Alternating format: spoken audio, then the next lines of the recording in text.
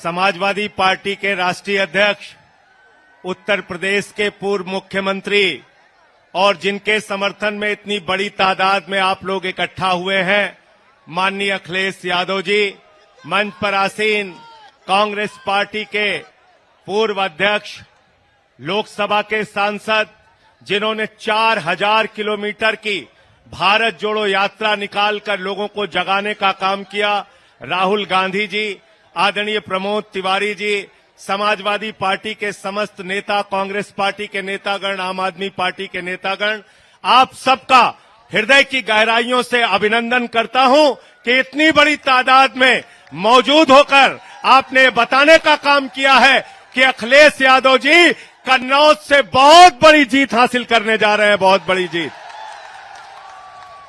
साथियों और दोस्तों, मैं हाथ जोड़ के आपसे विनती करने के लिए आया हूं, इसलिए आया हूं कि राहुल गांधी जी ने रामलीला के मैदान में कहा, अखिलेश यादव जी हर सभा में कह रहे हैं कि ये 2024 का चुनाव अंतिम चुनाव है। भारतीय जनता पार्टी अगर गलती से जीत गई तो ये संविधान को खत्म करेंगे, आरक्षण को खत्म करेंगे, चुनाव को खत्म करेंगे। अपने वोट को बचाने के लिए इस बार वोट कीजिए और बीजेपी की जमानत जब्त कराने का काम कीजिए। और जब मैं कह रहा हूं कि आरक्षण खत्म करेंगे तो इस बात के आधार पर कह रहा हूं कि भागवत जी ने कहा था आरक्षण खत्म होना चाहिए। मनमोहन वैद्य आरएसएस के नेता कहते हैं आरक्षण खत्म होना चाहिए।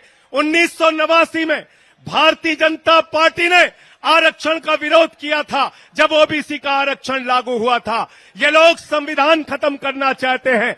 लल्लू सिंह कहते हैं अयोध्या के प्रत्याशी, संविधान खत्म करो। ज्योति मिर्धा कहती हैं संविधान खत्म करो। अरुण गोविल कहते हैं संविधान खत्म करो। अनंत हेगड़े कहते हैं संविधान खत्म करो। अरे जो बाबा साहब का संविधान खत्म करेगा, हम उसकी राजनीति खत्म करेंगे, ये संकल्प हमको लेना है।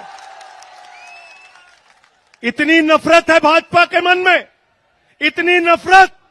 5 साल तक मुख्यमंत्री रहे अखिलेश यादव जी, 5 साल तक। और जब अपना घर खाली किया तो भाजपा के लोगों ने गंगा जल से वो घर धुलने का काम किया। इतनी नफरत।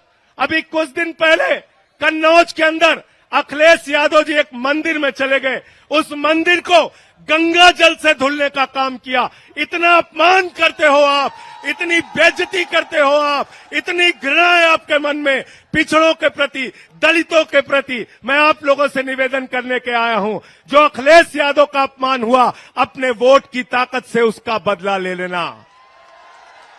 तैयार हो सब लोग? तैयार हो ना? तैयार हो? मंदिर का शिलान्यास होता है, दलित समाज से आने वाले राष्ट्रपति रामनाथ कोविंद जी को नहीं बुलाते। मंदिर का उद्घाटन होता है, आदिवासी समाज की राष्ट्रपति द्रौपदी मुर्मू जी को नहीं बुलाते। अपमान करते हो आप दलितों का, पिछड़ों का, आदिवासियों का। इसीलिए अखिलेश यादव जी ने आह्वान किया है, पीडीए मिलकर इस बार भारतीय जनता पार्टी की जमानत जब्त कराने का काम करेंगे। तैयार हो ना सब लोग? मोदी जी क्या कर रहे हैं?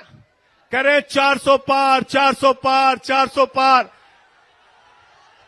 हमने कहा इन चक्करों में मत पड़ना, ये मोदी जी का जुमला है।